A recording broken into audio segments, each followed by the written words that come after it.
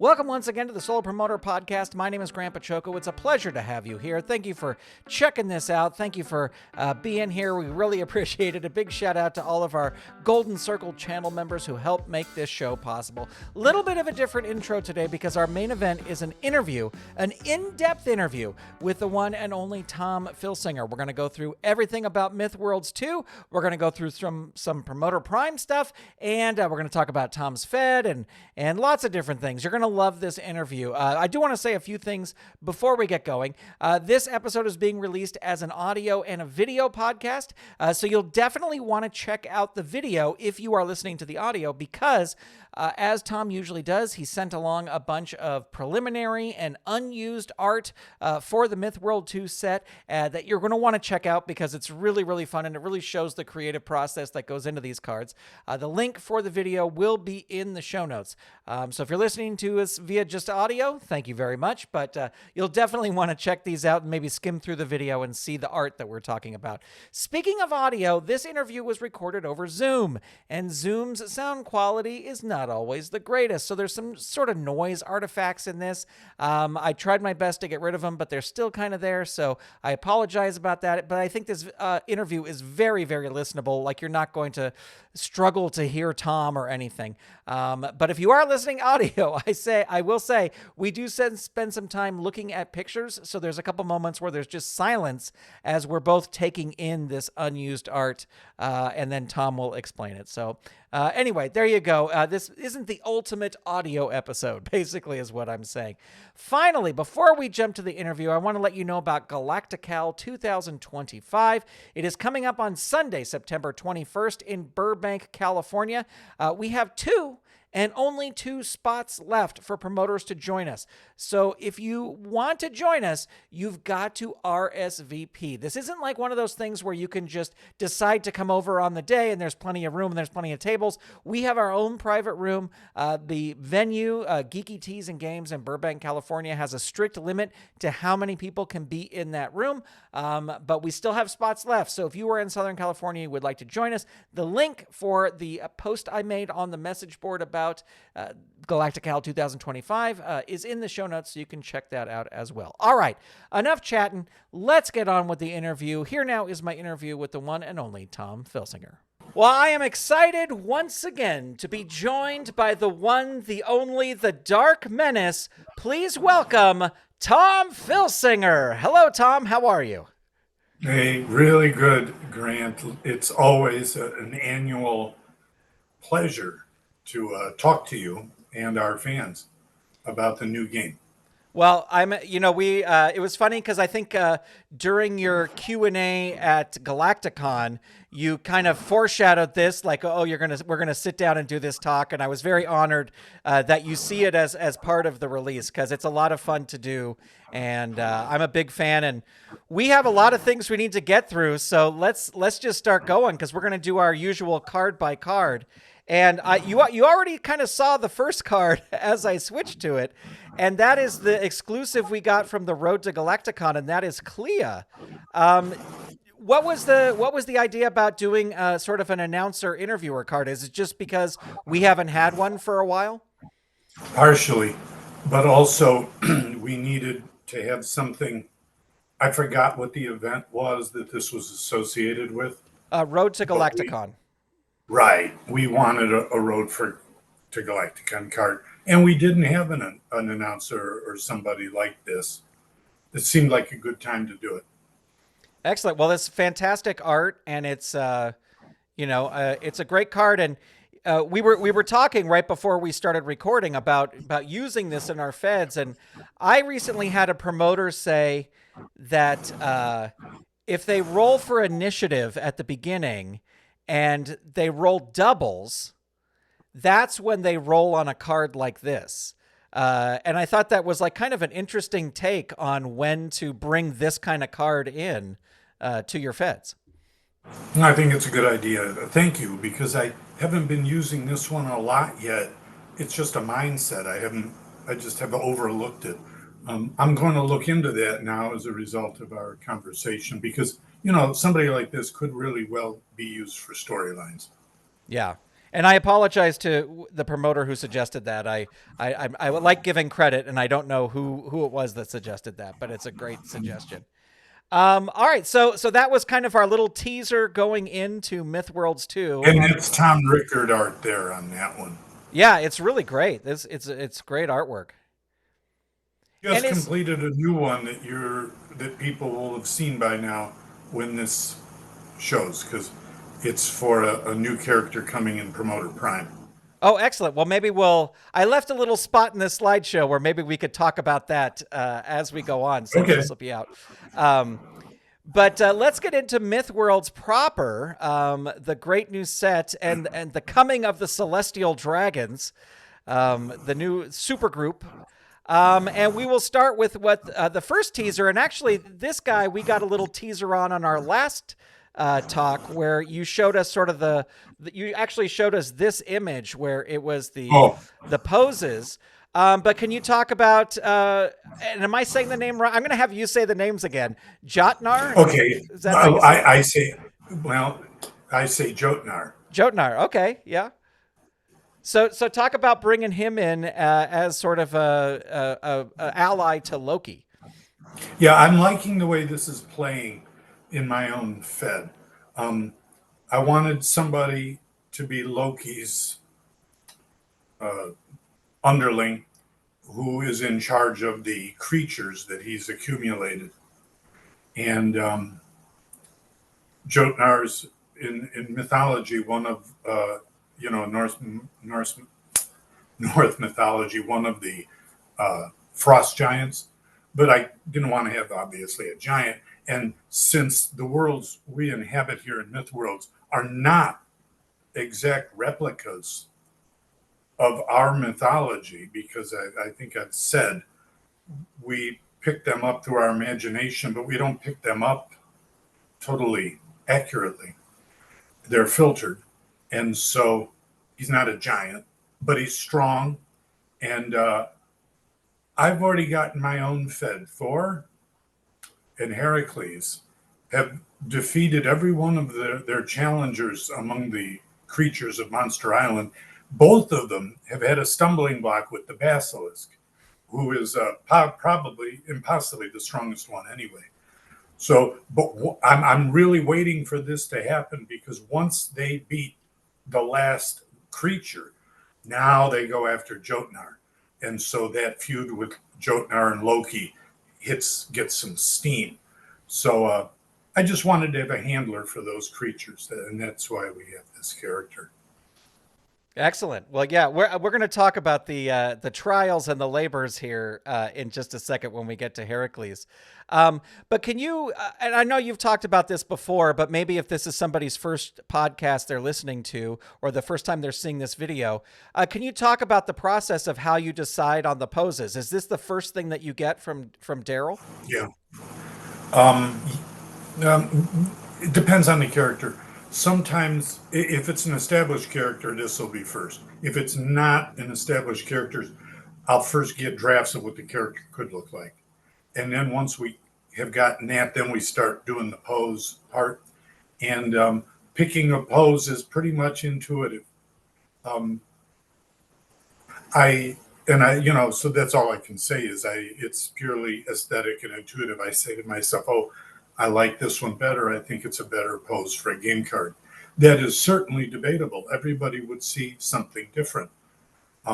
Or maybe not. Maybe most people would agree that one of them would work better.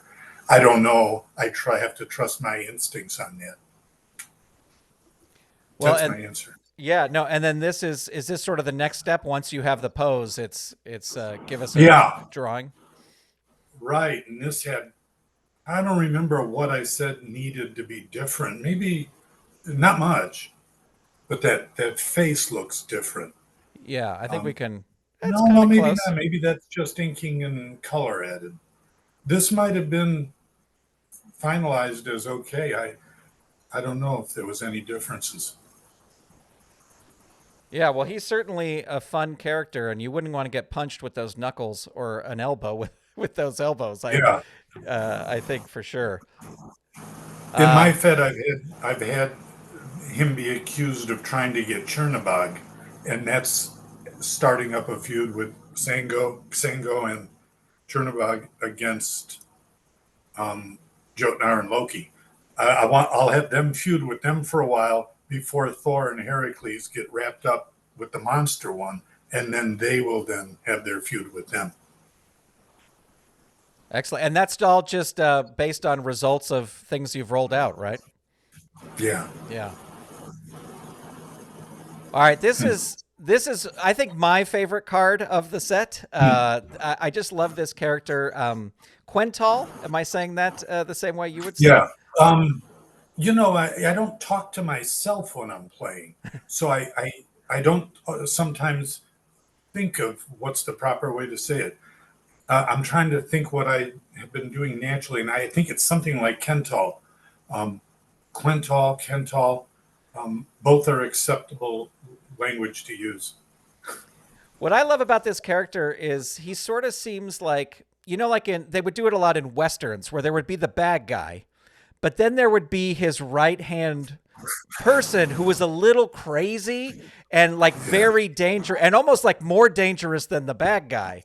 Yeah. And that's kind of how I see this character is he's like, he wants to fight everyone. And, like Jaide Emperor is almost like, hold on, Right. Not now. That's kind of how I see this character. Yeah, I'm playing that out that way in my Fed right now. In fact, he's like the enforcer of the group. Chernebog could be, but Chernebog's mentally, not as intelligent, let's put it that way.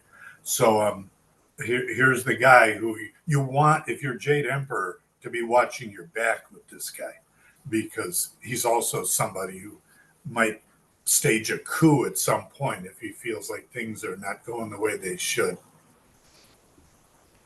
Well, and for this character, we've got some poses. And what I notice here, looking at these, is he doesn't have the full face. He looks more humanoid here in these photos or in these drawings. Yeah, I hate when this happens, because we didn't establish the look first. So I have to go back to poor Daryl and say, I guess I should have explained this better. This is what I want. And I have to show him an image of something so that he has an idea of what we're trying to go for. And right, the poses were fine. And I don't know if I used one of these poses. I'd have to see. Kind of, yeah. Like that top, a little bit left one, yeah. But we had to establish that the character looked different. Yeah. Wow. Boy, those, black and white Daryl Banks is a whole art form itself. Yeah. Well, that's pretty darn close. Yeah, it's just flipped, I guess. And now, I know it's a sort of up to you promoter type thing maybe, but is this a mask he's wearing or is this his head? Because I noticed he has like the long talon fingernails. Can I see the color version again? Sure. Yeah, I see this as him. And Yeah. Maybe the mask starts around. There might be something added between what would be around his eyes up to his forehead. In other words, it could be a combination of him and advanced technology. Yeah. So he sort of has the beak, but then the headdress sits on a little bit. Yeah, I love it. Yeah, something like that. I mean, I have him. We always have had this rule in the Fed that if somebody's got claws like he does, or some fangs like he does, a beak like he does, that they have to go through some modification before they can enter the ring. Otherwise, they'd kill somebody. Right. And so he does. Nonetheless, those are still weapons. They're just not lethal weapons. And I have him using a move on his card, the Bite of the Serpent or something like that, like a wild man like the Sheik or something. And he's showing his more animalistic side in my promotion. He's trying to be intimidating because he knows Jaide Emperor is not going to do that. Yeah. So when he gets in the ring, the ref is there with nail clippers. Okay, you got you got to trim these down. Like umpires who check pitchers every inning. Yeah. For what's on their hands. Yeah. Well, wrestling refs used to do that too. Remember, they used to check the hands and check the boots. They would check the boots. Yeah, they don't do Yeah, that that anymore. is funny to watch old matches, and I watch stuff on YouTube. It's interesting to see how wrestling has changed that way. Yeah. And then we have the Mouragan, if I'm saying that correctly. I don't know. The Mouragan. Mouragan. Again, I don't want to stop you from saying it your way. It's Kraken. No, just Yeah. kidding. But yeah, no, a new female wrestler coming into the ranks, and you sent along. I thought these were interesting, kind of different takes on the character too, because one kind of looks, with the smile, like sassy, like I'm gonna, I don't know if sassy is the right word, but like, and then definitely the one on the right is certainly intimidating for sure. I wanted that more. Yeah, I didn't want the sassy. To me, she's not a sassy character. She's a mysterious character and a dark character, but not necessarily a bad guy or gal. But I wanted that mysterious, darker look. And this is getting there. I'd have to see the color to see how it can. Oh yeah, the facial expression changed. Yeah, she's just kind of looking down. Got a more. I guess I'm sure I said I wanted something like what I got.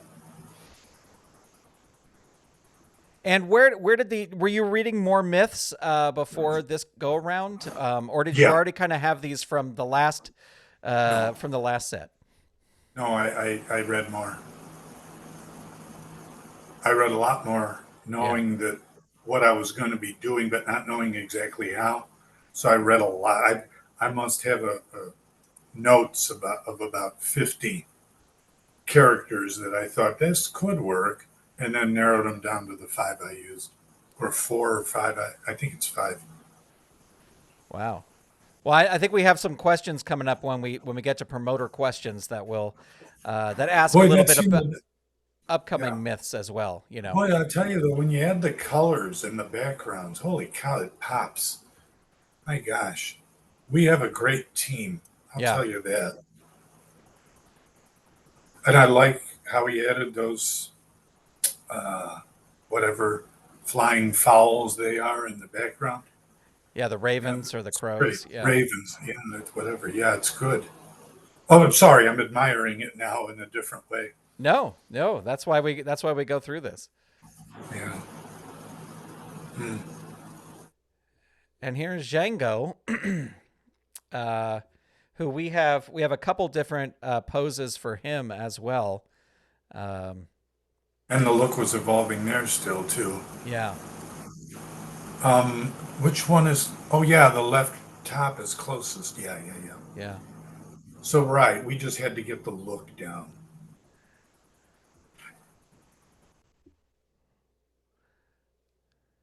Yeah, he looks like. Oh, that's the black and white. That's pretty much the way the color turned out, right? I think so. Yeah, I think so. Yeah. Yeah, there's not much difference. There might have been some coloring changes, because that's always another step. And I gave you at least, I think, one where the colors changed dramatically. Yeah, we have a couple coming up. I thought that was really neat.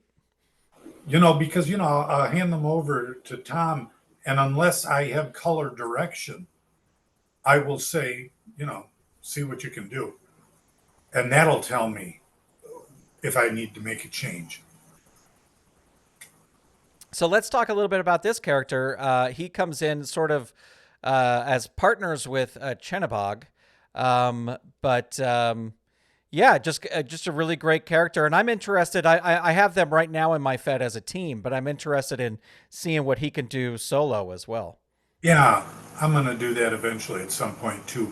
Although right now, I think I told you, on my next main card, I've got them up against Loki and Jotnar, and I'll see what happens. Excellent. And, because I want to see if I want to keep developing that storyline of them trying to get Chernebog or pulling it off. Yeah, I'll tell you I had a lot of fun. Well, I mean, I had a lot of fun last year in Mythworlds 1 with the Ring of Power and Loki trying to get it. and it just led to a lot of really fun things. So I like when there's these little storylines that you can connect. It's like, oh, Loki can control animals. Oh, he might be able to control Chernebog as well. So I think that's a fun little thing in there. It I'm gonna opens up a look lot of that up in here. possibilities. Yeah. Oh well, now that I'm seeing this, I did send you a different color version. We don't have to go to that yet, but Yeah. it was dramatically different. Yeah, it's interesting flipping back and forth between some of these. So talk about this character, about bringing in Chernebog. This is one of the 5 out of all the myths you kind of went through. This is one you decided on. Right. It's a matter of a balanced team, different types. You got the Jaide Emperor, the cunning, intelligent leader. Then you got Quental. Now I don't know what to say. Quental. And he, has that persona. And Xango, who's, not quite, not seeking power the way Jade and Quental are. But he's got a more closer alliance with Chernebog, or feels like there's a connection there. And Chernebog gives you, again, something different, a creature that we can add to the group. And he's very hard. It's one of those not great on offense, hard to hurt, though, on defense. Beating him, you're going to have to take a while to beat him down. Well, let's look at this alternate coloring, because I think promoters are going to love this sort of difference. But this is how did you decide between these two, or when you got this one, how did you decide, well, this is not really correct? Well, whenever I send something to Tom and I don't give complete instructions on colors, I have in my mind, however, how I think it'll come back. And this wasn't it. I immediately was struck by it because it wasn't anywhere near. I wanted what I wound up getting. Now, by the way, it's not that it's not good. Yeah. And it's not that it doesn't have a place. It's just simply what I didn't want at the time. Yeah, this kind of makes him look more like hell, or demon, right? Which I guess. And he wasn't quite that, right? Yeah. So. Yeah. It sure is interesting as a difference, though. Maybe we can release some of the best of the alternate cards as special features. Some, if it's popular enough with people, we can always do a limited or special edition card for Galacticon, a virtual con, something like that. Yeah, or a coffee table book with all the process of art, all this stuff in there as well, because I know promoters would love to see it.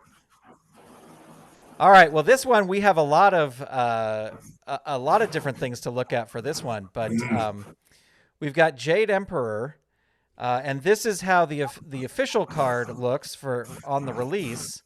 But we've got a couple different poses and rough kind of drawings here. So did you always picture him kind of sitting on a throne or the chair? Yeah, that was given as an instruction. And I didn't want this kind of a pose. I wanted exactly what I got, a leader looking confidently forward. And this is interesting if it was a comic book, you'd have, 50 different versions of the character. Right. I'm always in a position where it's one drawing at a time. I mean, this would look good if you were telling a story and, he's thinking about something here. Yeah, if you were illustrating that opening scene in the handbook, this might be one of the frames. Yeah. Yeah. So here's a little bit more. This is really, really simple. I just didn't like the face. It wasn't the way I pictured him. Now, I don't know how close this is, but I knew from the beginning that I wanted a full body shot for the foil card. I already knew I was going to do that. And then I wanted to zoom in a little bit for the official release so that they would be different. But I wanted a full body shot of this guy. And I also wanted it for the cover that way. So that, he's the center of activity. He's the brains behind the operation. Right. This is a good character to explore if I have time to, because it's really not clear whether he's good or bad. And he might be Machiavellian. He might just simply be doing what he thinks is right for him and perhaps his people, even if it hurts somebody. Right. Just like I said, Machiavellian. Well, and here's an Well, there alternate we color go. for sure. I asked for green first, green Mm-hmm. skin.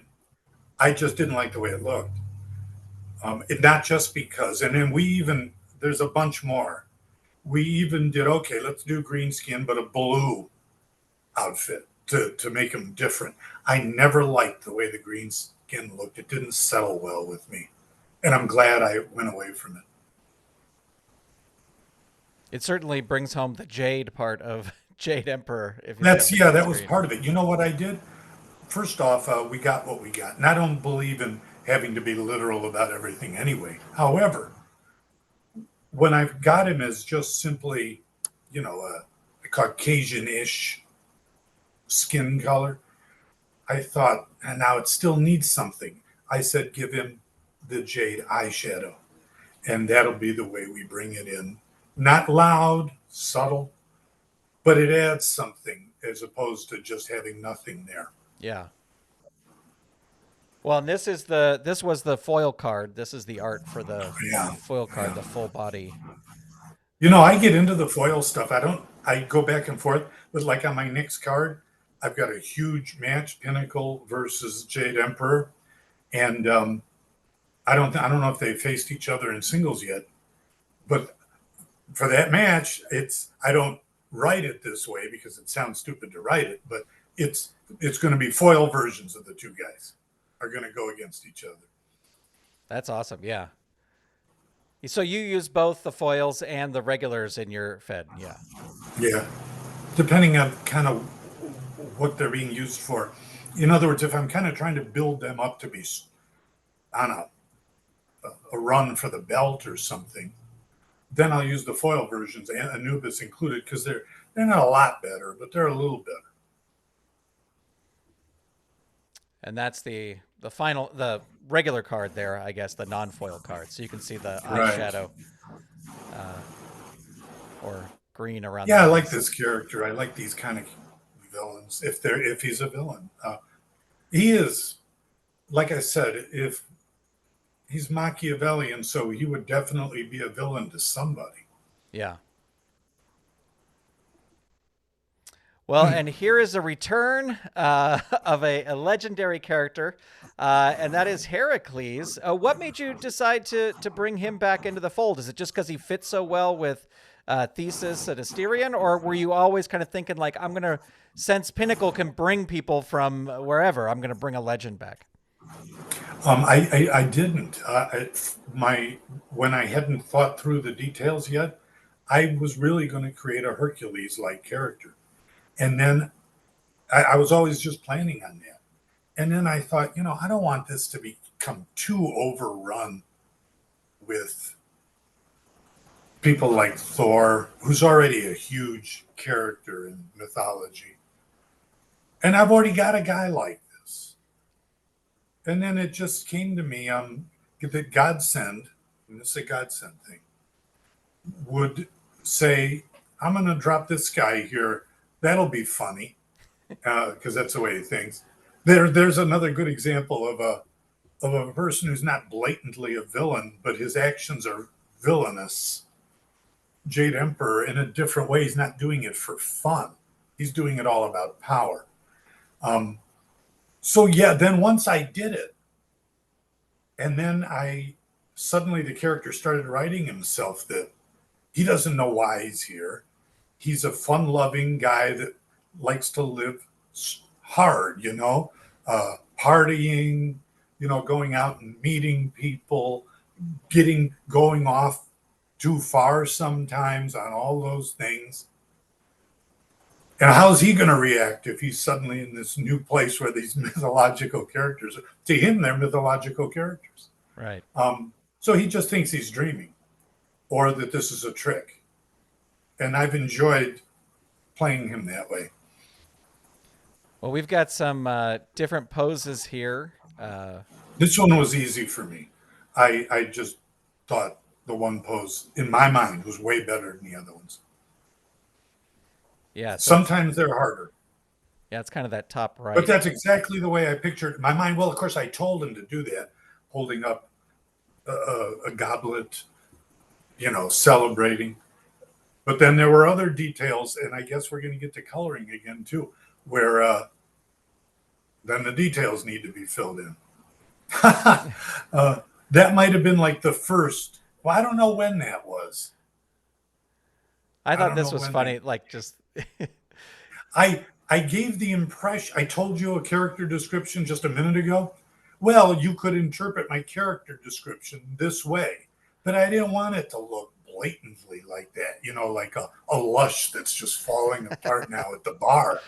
I didn't want it to be that extreme. Well, again, this would be like another panel in the comic book. Yeah, right. Yeah. After the match is laid, they're out, celebrating. I ought to keep all these black and whites and do a graphic novel sometime. Absolutely. So this. Well, see, then we got different colors. Yeah. I send to Tom and don't specify hair color, and so I got this.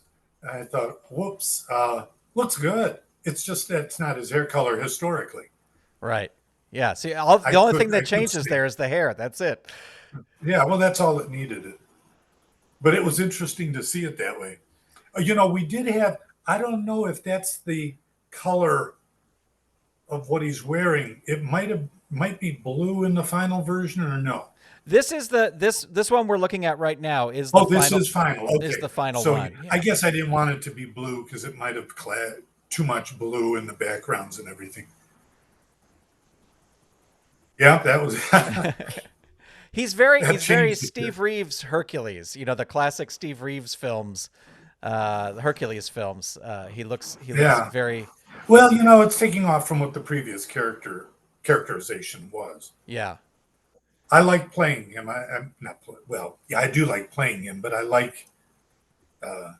And we finally bring together two legends, Thour and Heracles, and Thor's like, what's up with this guy? I mean, I can work with him, but so they're not always seeing things eye to eye, and I could see some people having them go off into a feud at some point. Well, I'm only like 3 or 4 cards into the new year. I haven't had a ton of time to play, but I did have both of the first Labor's match and the first Trials of Thour match, and Heracles won very, very easily. Thour went up against Quagmire and he got beat. Like he got beat by Quagmire. So now I have Heracles like proposing a wager. The first one to finish their thing, is the winner. And you got what's the prize? I haven't figured all that out yet. But like he sees it as like this competition. Like, come on, let's Thour. Yeah. Oh my, that's a good angle. So he would do that. Yeah, come on, buddy. Let's see who can beat him. At the same time that he does that, he'd like be pushing Thour and laughing and say, come on, do it. Right, yeah. Like they're still on the same team, sort of. Yeah. It's just a competition to him. Like, let's see who can beat all these guys first. Yeah. So I like that. I'm excited to play that out and see how it goes. Honestly, yeah. Now, this one I don't have any sort of art or previous thing for, but this is Osiris, who we heard about in Mythworld's in the first Mythworld's book, that he was banished, probably at the with the help of Sutek as well, to this far off place. Yeah, this means the art must have come pretty fast. This is an example where I'm taking mythological stories and changing them for my purposes. It's nice to have this table here where I can move around the plates, and it's a beautiful, rich thing. Obviously, mythology wouldn't have lasted for centuries if it wasn't rich. But in the story in Egyptian mythology, Sutek, yes, he does get rid of Osiris, but he does so by chopping his body up into a bunch of small pieces. And now you're really in the mythological realm and then he can be brought back. That's mythology. I wasn't going to do anything nearly that extreme. I instead had him banished, and then he returns. It's similar to the mythological story and yet different in its details. Is this a character? I mean, I'm assuming the answer is yes, but is this a character that when you wrote Mythworlds 1 and that set was coming out, you're like, oh, Osiris is definitely going to be in the second set? Yeah, you know what I didn't know is how these people. I didn't know how it was all going to come together. If I may say so myself, I really like the first scene in Mythworlds 2 where Jaide Emperor is seeing these three people. I had no idea that these three people were going to have a storyline that united them. I knew Havoc was out there and I knew I was bringing him back. And I knew that Jaide Emperor and his people were going to bring him back. But I didn't know how Heracles was coming in. I didn't know for sure where Osiris was. Then it dawned on me to put them all on that asteroid, have Jade discover all of them, and that brings them all back in different ways at one time. So, right, it all had to evolve how Heracles and Osiris came back. Excellent. Well, I think I've only had one match with him so far, so I'm looking to explore his character. Well, I'm waiting to have him take on Sutek, but Sutek has been too busy being my GWF champion. I mean, he isn't somebody you'd think would grab the belt and hold it. He has, and that's cool because him and Pinnacle, that's like that team has the main belt. Pinnacle doesn't even really need a belt to be a top guy. And they've also got Saber in my Fed in their stables, got my interplanetary belt. So they're kind of dominating the belt situation. And there's not, when you're playing your Fed, is there not, Sutek's the champion, Osiris comes in, you don't put them together right away? You want to wait a little bit to... Oh, no, I do. In the old days, I used to look at the GWF promoter newsletter, and everybody would send in their rankings. So there'd be this unified rankings. I'd use that to decide my top contenders. Since I don't believe I see that anywhere now, or I'm missing it, my guys have to earn it. They don't just get it automatically, unless occasionally the champion says, yeah, all right, I'll give you a match just to shut you up or something. And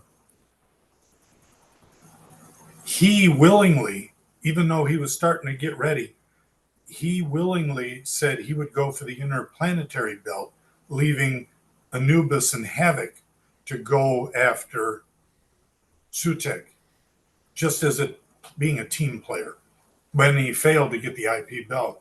So I'm waiting on that feud, too, of Sutek. And I keep thinking when Sutek loses his belt, I'll have it.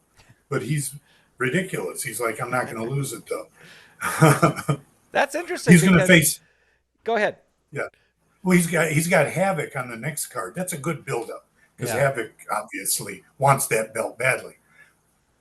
And I would have thought Havoc would have had an advantage, but Sutek's been getting rid of everybody. We're going to get to Thour, I guess. Thor's still coming, right? We didn't do him. No, we haven't done him yet.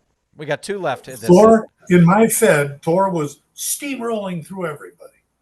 Gave him a title shot against Sutek. Sutek built it up. Sutek beat him fast, or beat him without too much trouble. And then right after that, Thour starts going nuts again. For some reason, he folded in his big chance to win the big belt. Yeah. That's okay. I've got storylines for him ready to go. But it was interesting that Sutek just simply has been hard to beat. Yeah, and it just shows you how different it is, because in my Fed, I've had trouble getting him going, Sutek going. That's just the way the dice go. But yeah, it's interesting how they work in different people's Feds. It sure is. Well, we got Snake Healer here. Titan Power went through a change. What made you want to mix up Titan Power's gimmick and make him the Snake Healer? Okay, first off, when Apex left, I thought if I leave just a nothing to replace or do new with Diva's team, it's just clearly a team that's collapsing and is becoming irrelevant. I thought I don't, in my mind, Titan Power doesn't want to be have that image associated with him just for his whole career. I mean, he had his beef with Lord Nexus. He's spoken it. He's had feuds. Diva took him aside and said, we need to do something. We lost Apex. I'm not gaining anybody. Nobody's interested right now. How about if I'll push you harder, but we need a new angle. And so, and to fit in with my entertainment theme, it ought to be an angle that has an entertainment quality. And I can imagine Titan Power saying something like, and saying it his way, by the way, saying something like, I kind of think snakes are cool. I could do that. And plus, it's in the face of Lord Nexus and Pit Viper. So, yeah, I'll do that. And so we have a new look. Excellent. In fact, on my Nyx card, I had him fight Ice Star already, but I didn't focus on it yet. Next, he's going to face Faller, just to see if I can build some momentum there for getting him going some more. Because he already got a title shot. He won some early matches for me, but, was unsuccessful in winning a belt.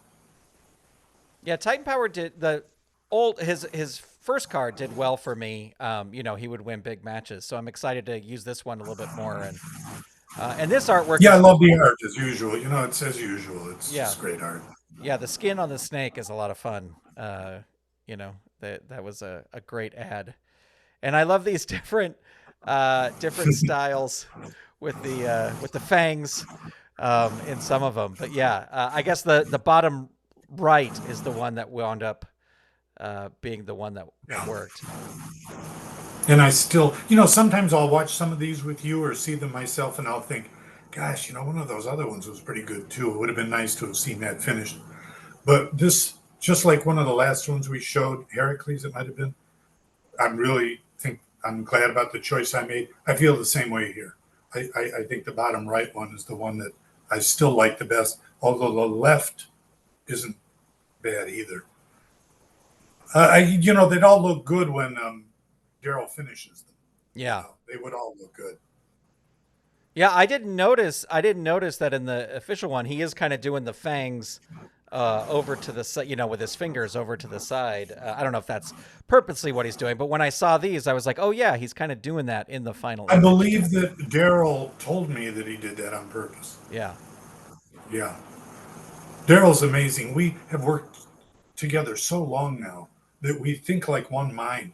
I mean, we have to go through things, but we're on the same wavelength when it comes down to it. And it's really a treat and an honor to have that as my main artist. I think all our game fans feel the same way. Yeah, no, he's amazing. That's why we all want to, that's why I'm saying coffee table book with all this artwork in there. It'll be great to see.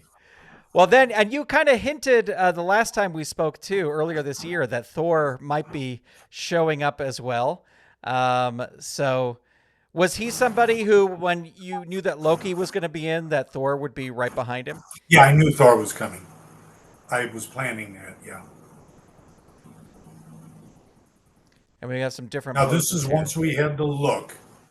And this is another one where I'm glad I chose what I did. I think some of these could work, like the top left. So they could all work, but I like the one I chose for a card because, with a card, you want to give the classic look because you only have one piece of art, like we said. And I thought that captured it. Yeah, and I love it. I think it turned out real nice. And you said that he was kind of steamrolling everybody in your Fed when you first brought him in? Yeah, I had a three-way battle zone as one of my pay-per-views. 5 guys from the Liberators, like the top ones, 5 from the Ark, and there is only 5 in the Outer Realm. And, they go against each other one at a time until only one single person is left standing. It doesn't have to just be one. It could be that the Liberators' first guy beats everybody and the other 4 never appear. And I might have had one person, maybe 2 not appear. I think the Liberators won it. Well, it's because of Thour. Thour just steamrolled everybody. I was writing Hammer. Is it Hammer of the Gods? His finisher? I forgot, but I think it's something like that. Hammer of the Gods. I'm writing that on every result. Beats so and so. And then, so that was a great buildup. I said, there's your number one contender now for the belt held by Sutek. And suddenly he became ordinary. Didn't have. And like I said, then he came right back right afterwards. Interesting. Yeah. I guess Thor just wants to go through the trials. He doesn't want a belt. Yeah, he doesn't worry about that. He didn't believe in himself during that match. Well, then, as part of a bonus card for the Mythworlds 2, Multiverse 2 Mythworlds set, was this updated Shayne artwork. And, I mean, I kind of know that the reaction to the last artwork maybe wasn't stellar, but what made you decide, like, okay, we'll do new art for Shayne? Well, partially it was that reaction, and partially because I agreed with it. And I thought, this is a key character, and I changed him maybe a little too much, took away his rough edges. And that's who he is, a rough-edged, individualistic butt kicker. Yeah. From the Old West. It's kind of like one of those images that you just want to love. It's just Americana brought to the GWF. And I think it has worked in the GWF. And so even with all that Western lingo, it just seems somehow that I like the character too. I mean, usually if I like a character, I think I'm feeding off the energy of people who play too, most of the time. So I thought he deserved this look. And do you feel that the fan reaction that people do like to have this card? Oh, absolutely. Shayne is one of my favorite characters of all time. Like, I think he's one of the greatest characters just because I love Westerns and I think he's a lot of fun. And, that artwork for the bonus, it was in the bonus or was it Promoter Prime? I forget which one, but that artwork was, oh, well, this is like Shayne on Night of the Town. Like, he's going out after, like he had to get gussied up for the Hall of Fame ceremony or something like that. Right. And I think people, I was fine with it, but I think there was a lot of people who were like, that's not Shayne. Shayne is, like you said, rough and rugged and all that. So, this is the version I use. Yeah. Yeah, I use this version too, and I always say too is like, is they're upside down most of the time when you're rolling out the matches, So like the artwork, while the artwork is very important to me, and to get the character's head in my mind, once the card is turned upside down, you're not really looking at it, Well, yeah, and for me though, it matters a lot. I'll give you an example outside of games. When I collect an album, if I buy an album for my collection, the cover's gotta be good. Otherwise, I'm not interested. So I can't get past a bad cover. In other words, somebody could say, well, all that matters is the music. It's not all that matters to me. Aesthetically, I need the whole package to work. And I feel that way about the characters too. Yeah. Well, I mean, if you give me a choice, I'm definitely liking this one over the other one. But I thought the other one was just a different side of him we haven't seen. That's what I could have lived with it, but I like this better too. Yeah.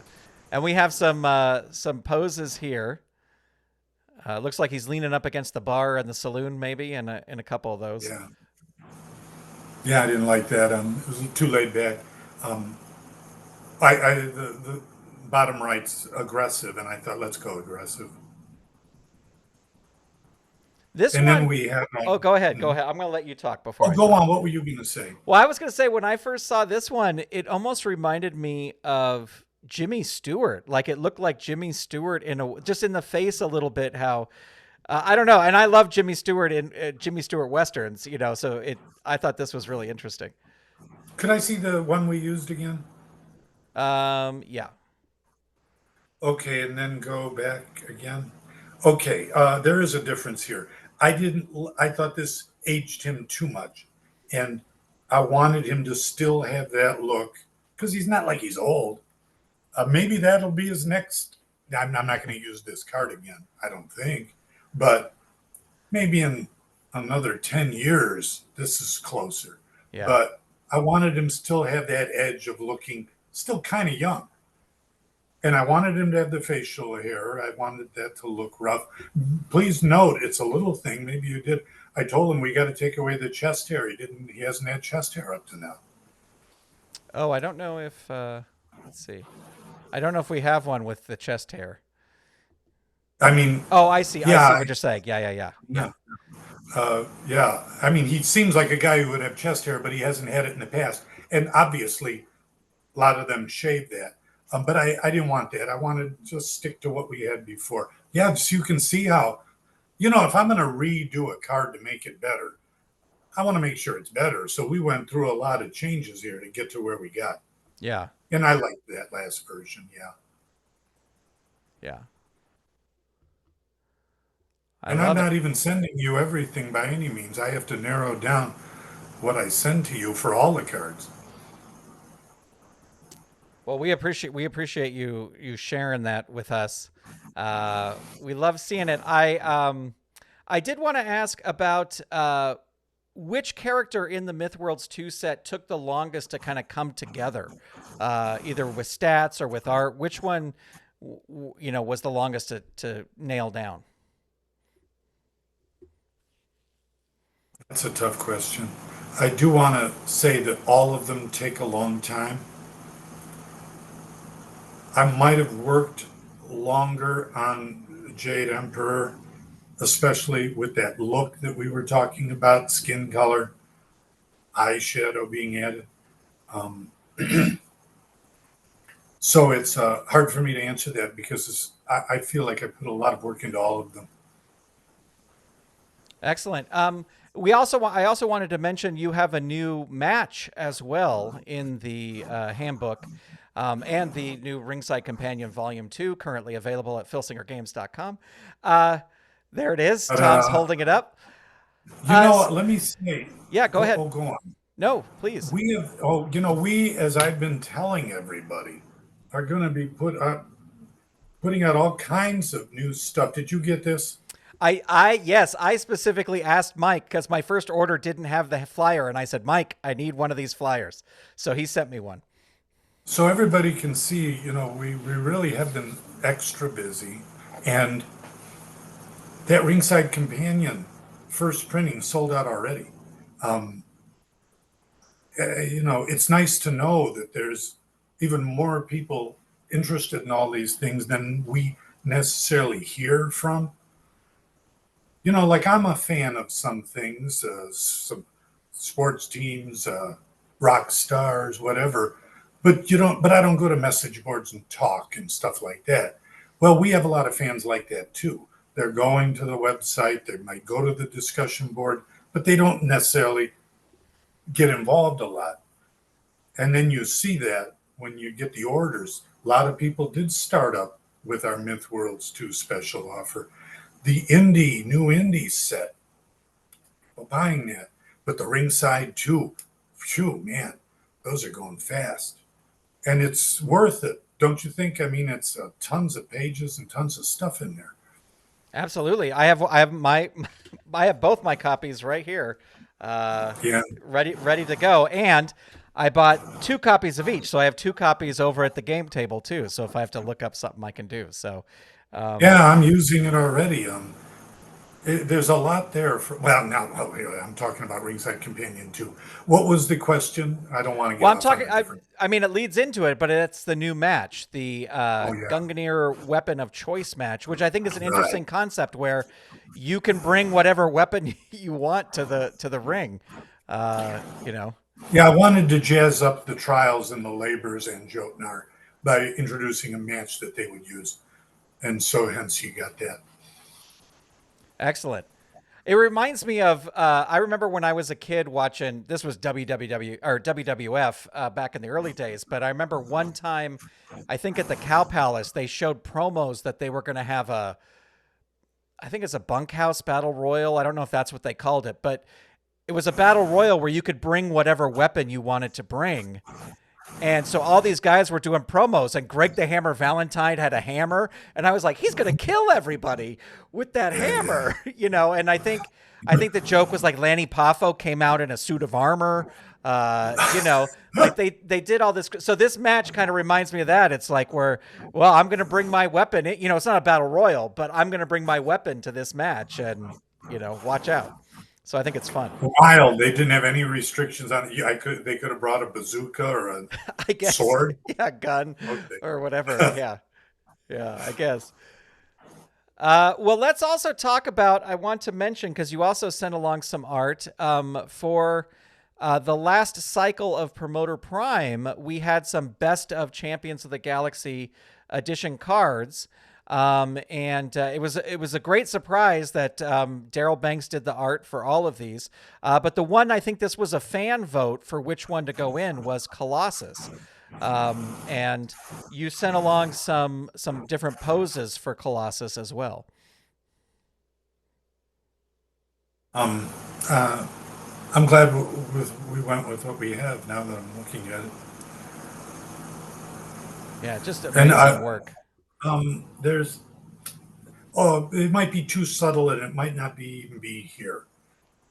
On one of the drawings, and this might be it, I thought the snarl was too much for a hero.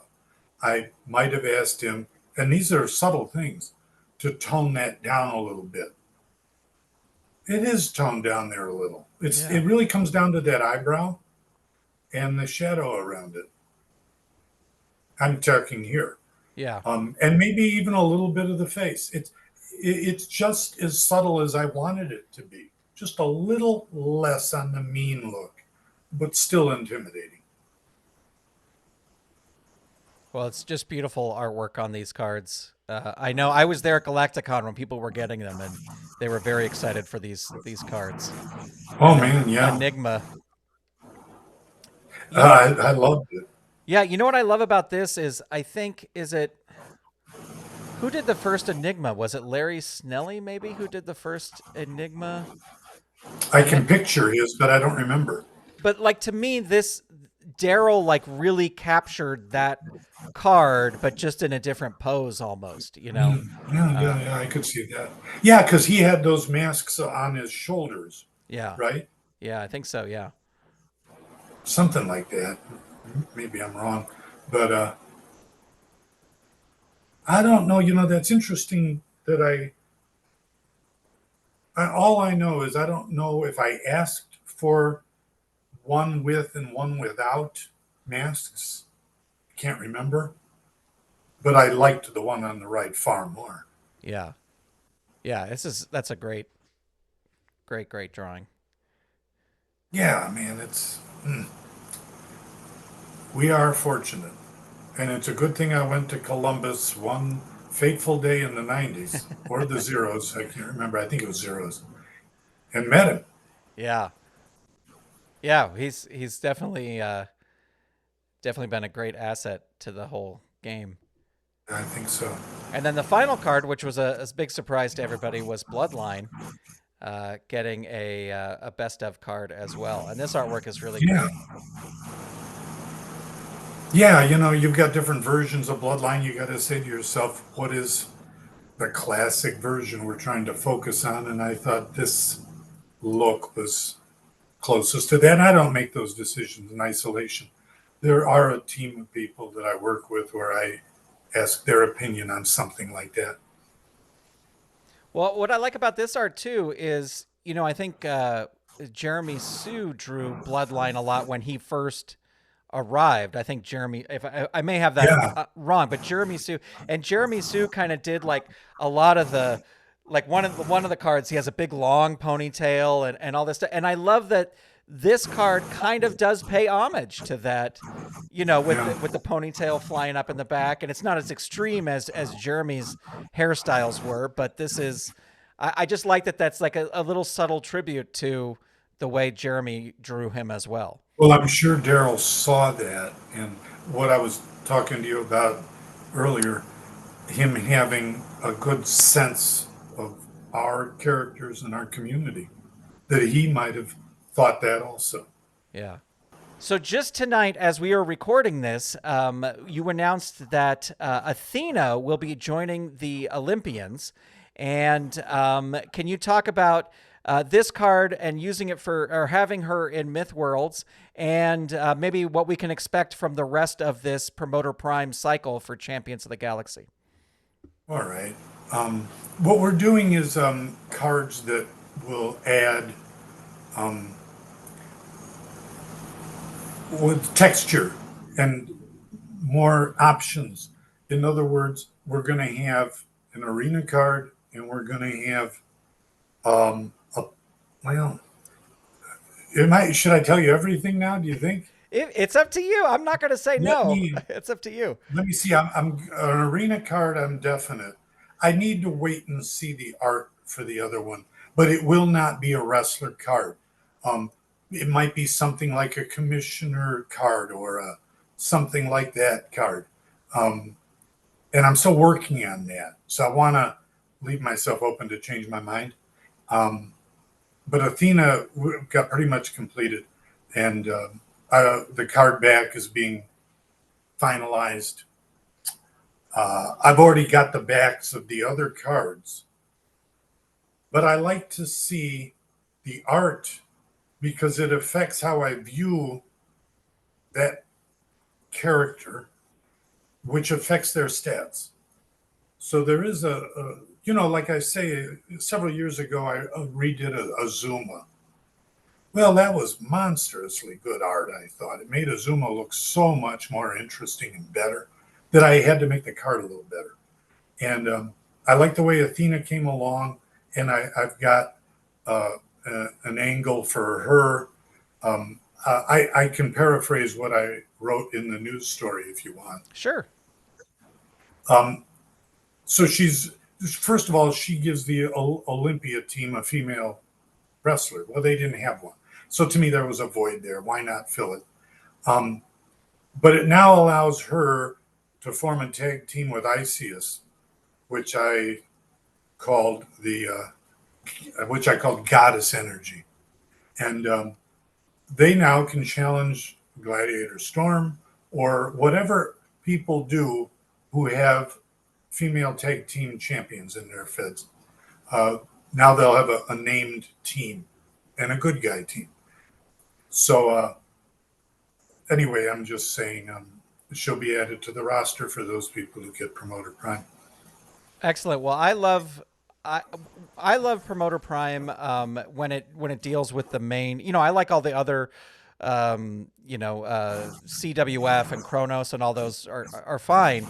But since I mostly just play the main thing, I love when we get even these little, Athena's great because it's a wrestler card, but even, you talk about Arena or whatever the other card is. I love having those cards for the main Fed because that's what I play. So I'm very excited that these are coming out. Let me say, I will say about the Arena card that we are doing an Outer Realms Arena card. Oh, they're going to have their first place where you can go. Their people can watch all this. Excellent. Well, can I make one suggestion for the Arena card? Because I think promoters love this. Is since you don't have it finalized yet, maybe this is something you could do. Is on the back, put the capacity, what the capacity of the arena is, because people love. I guess I love it. I love seeing the capacity on the back to say like, oh, this is how many people could fit in there. Oh, good. Well, just sure. those little details. Right. Well, thank you for the scoop. That is awesome. We kind of talked about your Fed. I did want to ask, reading your results. Well, this is going back to the Ringside Companion again. Reading over your results, you seem to favor a lot of special matches when the feuds get hot and heavy. What is sort of, in your mind, what is sort of the arc of a feud like in your Fed? Like, do you have a set number of matches where it's like 3 matches and then the feud is over? Or is it more freeform, more by feel of how you decide when a feud is heating up or when a feud is cooled off? No, the latter. And so they happen organically for me. Like I had a match, I don't even know why I had it. Teth versus Quental. I guess I needed another match on the card and it seemed like a good idea. But that, became a feud. Teth was disqualified. No. Teth was counted out. and Quental just kept doing that bite of the serpent. I wrote that as he just destroyed Teth. He couldn't even get back into the ring. He was gnawing at him and causing so much damage to his head. And so that led to Demonicus now entering the fray. And now I've got a Quental versus Arc feud that's starting with the, I forgot their tag team name right now. Forbidden. Forbidden, yeah. Right. So, and that could grow. Now suddenly you might get the other guy. So it's very organic for me, right? Excellent. I love it. I always love talking to promoters about the details of their Fed. One other thing I wanted to ask about your Fed is, do you have are there any sort of house rules that aren't official rules? Like a lot of people use for disqualifications, they'll roll twice for disqualification, just so there's not a lot of DQs. Do you have any little house rules like that you like to use when you're playing? They might be so automatic, I'm not going to be able to think of them right now. But I don't use the current charts, all of them, as they are presented. I like, and that's why it's nice to have Ringside Companion too, because a bunch of these charts are reprinted from the past. I like a previous Into the Ropes chart. I use that more. It's so if that answers that question, sure. That's one thing that's different. I'm sure there might be some others, but they become maybe so part of what I do that I can't think of them. Yeah. Yeah. Okay. Well, that's great. I always love, as I said, love talking to promoters about how they run their Fed. And that includes you, the ultimate promoter. Speaking of promoters, let's get to a couple promoter questions. We've talked for a long time, but if you have time for a few more questions, I would love to ask you. Paul asked, I was wondering how Tom went about deciding which wrestlers were main eventers, which one were upper mid-card, lower mid-card, and which one were enhancement talent whenever he creates a new set. That's a great question, and it's been a tough balancing act forever. That concept of power creep, which is part of Magic the Gathering and a whole bunch of other games. I try to think in terms of those categories. I try to say to myself, I don't want too many people in that top category. It waters it down. And then, so I try to maybe slot people in different categories. And then there's also the category of more tag specialists than singles specialists, which is sort of a thing into itself also. So I guess intuitively, I try to balance it out. I'm very conscious of not making people too strong. And as a result, sometimes I might make them too weak. And sometimes when I'm playing, I think, maybe I should have made him stronger. But I'm always wary of that. And someday Murtak will get his main event card. No, I'm kidding. Well, I'm playing up that in my Fed right now. Murtak is incredibly jealous. I'm pushing Crude. Yeah. I gave Crude a main event match. That's first time ever, but he kind of earned it. He actually got a token on a Saber. I mean, I was, to be honest, I was rooting for him. Yeah. I really would. To me, he was like the ultimate underdog. And Murtak, and so Saber beats him. And Murtak is just so jealous. He was in the main event. He actually attacks him after the match is over when he's already down, saying he never deserved that. So I'm rekindling their feud on the undercard. So I like to involve everybody at some point. Yeah. It's just you got to pick your spots. Yeah, I had on a recent card, Murtak beat Balder and beat him clean. It was like one of his first victories ever. And then I have Murtak as sort of the manager of Battlefield. So Tharkus and Saber, he's kind of their manager. So I had a thing in the match where Saber was going to reach for his saber to use it, for his finish.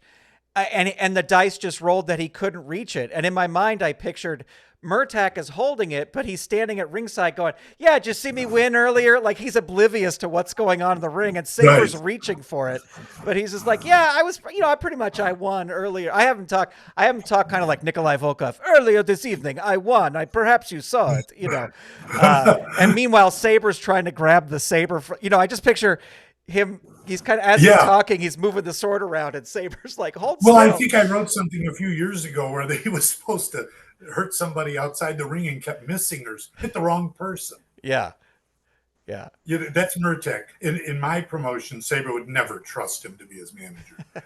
He barely tolerates that he's on the team. Yeah. Yeah. Well, That's Tharkus's buddy. yeah. Well, I also see Murtek as sort of like, well, I won, so I'm going to go with you to show you how to win because you don't know how to win. He just invited Right. himself. It's not Right. like they told him to come along. Yeah. Let me go to the next question. This is from Kevin Butcher. He was wondering about changing the names of untrademarkable characters, kind of like Thor and Loki and the rest.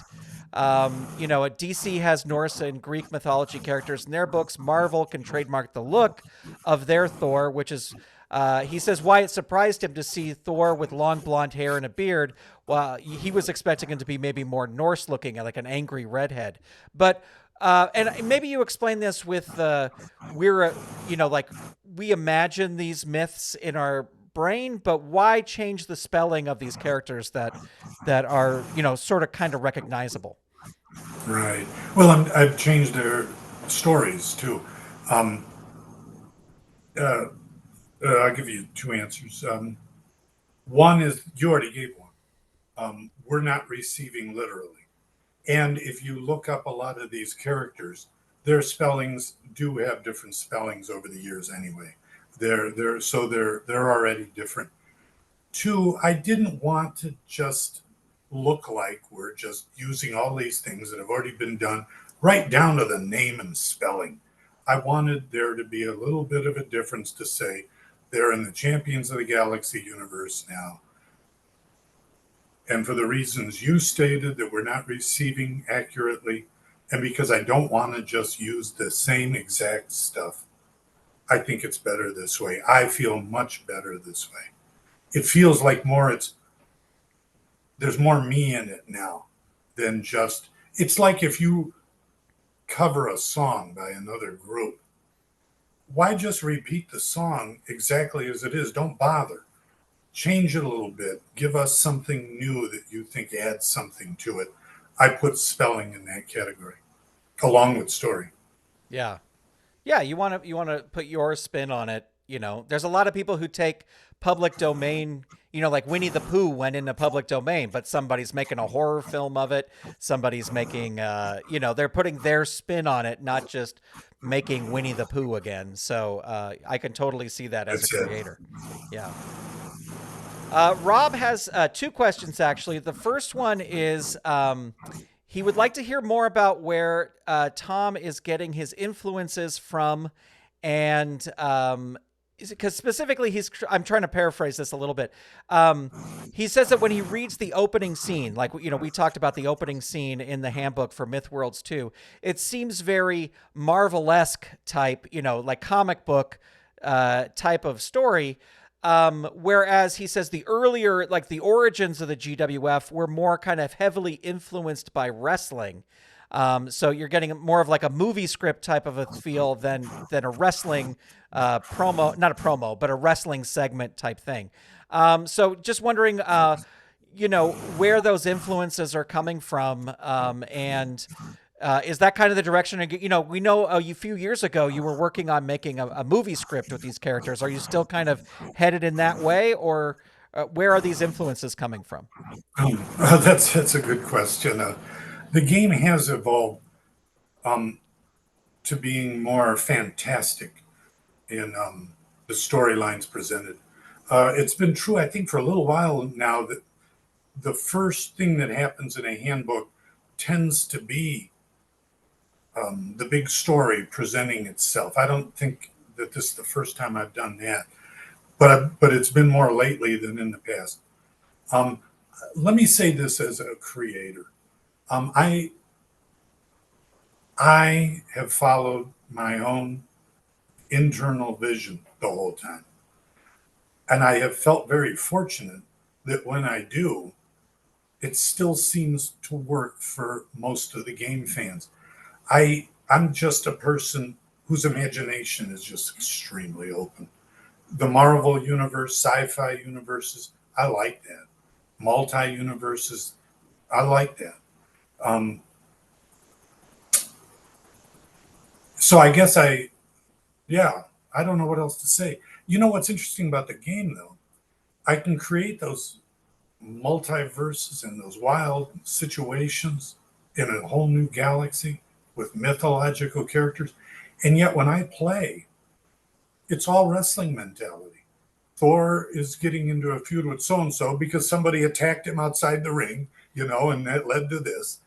So that those fantastic elements kind of disappear when you get to the actual Fed itself. So I just want to say, writing 50 plus game editions, I like exploring new territory. I think I just don't know how to do it any other way. Excellent. And there are a lot of people that like it a lot because we're getting people coming back with Myth Worlds.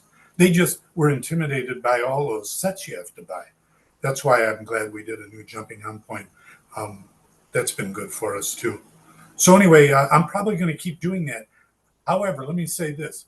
A time to return to more purely wrestling-based storylines would be whenever 2140 happens. Because now you're returning back to the home base. You kind of got to reset, really, a lot of things, I think, at that point. That would be a set that I think will have more of the wrestling angles more up front. That's just me guessing the way I think I would approach it. Right now, when they're in a multiverse, it'll be more broader than that. Yeah. Well, kind of continuing that, Rob's second question and you might have mentioned this, you might have answered this a little bit earlier, but what sort of wrestling are you watching now? Are you watching any of the current wrestling stuff? But you also mentioned you watching classic wrestling on YouTube as well. Yeah. I watch the modern, let's say, WWE very sporadically, but I keep up with it. I understand the whole John Cena thing, which in my opinion was several years too late. If they'd have done that, I think even earlier it would have had a greater impact. But whatever. And so I'm aware of everything. I see highlights of things, but I'm always watching some wrestling stuff. Whether it's I like watching shoot interviews. I watch some of those. I watch classic matches from the 70s, 80s, 90s on up. So it's a smorgasbord. I wish there was a good indie promotion closer to me. I would go to that. In fact, I would even offer to manage sometimes. But Phoenix is almost 2 hours away. I don't have any connections with their promotions. There are promotions there, and maybe I'll contact them sometime. But so that's it. It's across the board. I'm still interested in wrestling. I still watch. They had a thing on YouTube I love. It was somebody took a handheld camera to Cobo Hall in 1970. Ringside, first row, no sound, no announcers. Like some highlights of a bunch of matches. Man, to me, that was a great era because that's the one I grew up with. Mm-hmm. And I love watching stuff like that. So yeah. I was just searching for Johnny Valentine matches the other day because every now and then they'll drop a new one because they found it somewhere. Right. So I still love wrestling. That's part of my blood. Do you have any favorite current wrestlers? I'm still liking Kevin Steen. Mm-hmm. That's one of the guys I like, and I like. Although I don't think it's been good lately, I liked the development of Roman Reigns, but I think I'd like to see that his angles develop better. I think this year has not been as good a year as, let's say, last year was for the development of that character. That's my opinion. Somebody else might totally disagree. Yeah. All right. Well, we have a question here from FCB72. That's the username. I would like to ask Tom, with the big anniversary coming up next year, is it possible that you would release a double set Since you alluded to the GWF returning to 2140 and Myth Worlds continuing, would you ever consider releasing a set that establishes Myth Worlds as its own and then a set that returns the GWF in 2140? Kind of like artists used to release double albums or box sets to commemorate anniversaries. So he's trying to get you with the album thing. Well, those things influence me. I'm an aesthetic. When I buy a collectible album, that's where I got some of the ideas for those bonus materials. Do you remember and I was doing that a little bit more a couple of years ago. Yeah. And it really fit when I had that map of Centra. I think it was, I don't remember, Castellix maybe. You remember, right? Mm-hmm. Yeah, you had the map of Castellix. You had the ticket for Diva. Yeah. Yeah, and then these little ID things, card, which I still use in my promotion. Yep. I put these out when I use them. So anyway, now I forgot the question. Well, would you ever consider releasing a double set, like double set type thing? I would consider it. It hasn't occurred to me. Next year is a big year. I want to do special things. I haven't started writing the next set yet, and I deliberately don't even think about it until December or January. It allows me to really immerse myself in the Fed. I really think that helps me to write better, to really feel the characters. And I love it. I still love it. I don't want to spoil it by trying to write ahead, because for me, that spoils it. I'm spoiling me, instead of spoiling somebody else, and that me doesn't like it. Yeah. So I stay away. Get out of here, creator. Stay out of the room. We're having matches now. So I'll do that. That's possible. Now, next year's, like I said, a big year. You might have seen I wrote an Inside Tom's Brain at the message board. I haven't been able to get motivated to write the Dark Menace of the Universe updated. I don't know why. I even have it outlined. I even did some research on the psychology of creativity for it. However, but then I think next year, and the thing's out of print, and it was a popular book, even outside of our game fans, because some people like the creativity part of it. So right now I'm saying I'm gonna do that, and that'll be part of next year's celebration, is the Dark Menace book updated. And then I'm still ruminating over some of the special things we can do next year. Because you're only going to have 140th anniversary. You might as well do something big. Yeah. Fun. Because then the next one's 50, and I got to tell everybody, hey, all my loving and fun and great promoter friends out there, be healthy. Eat well, sleep well, do everything you got to do, because you got to be around for number 50. I plan on it. So you might as well plan on it too. Excellent. Well, I can't wait. I'll be there. Well, we've got just two more questions here. I'm going to combine two questions because they're kind of asking the same thing. Is there a mythology or a myth that you still want to use for a character that is maybe on that list of 15 you were talking about that you narrowed down to 5? There was the number 6. More like 50. 50. Okay. Yeah. That's possible. It depends on where Mythworlds goes next. And that's part of what I want to not speculate about at this stage. But let me just say this. Assuming they don't stay in Mythworlds forever, and that's a safe assumption, Godsend's going to have his fill at some point and say, all right, get out. So I like the Mythworlds characters a lot. There's a lot to work with.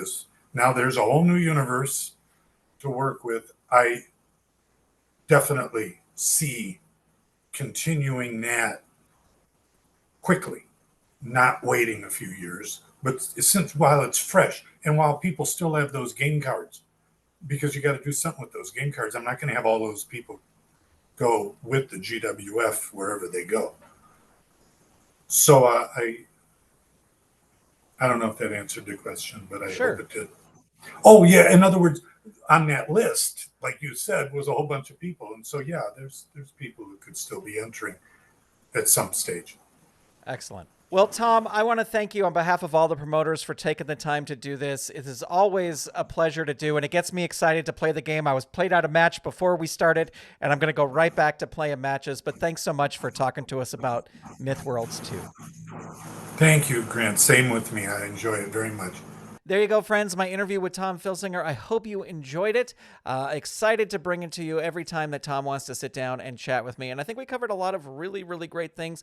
There were some promoter questions I wasn't able to get to due to time. We talked for close to, if not over, an hour and a half. So I knew we needed to wrap it up, but hopefully you enjoyed it. And I'm looking forward to having Tom back on the show again. Thanks for being here, folks. I will talk to you soon. Goodbye.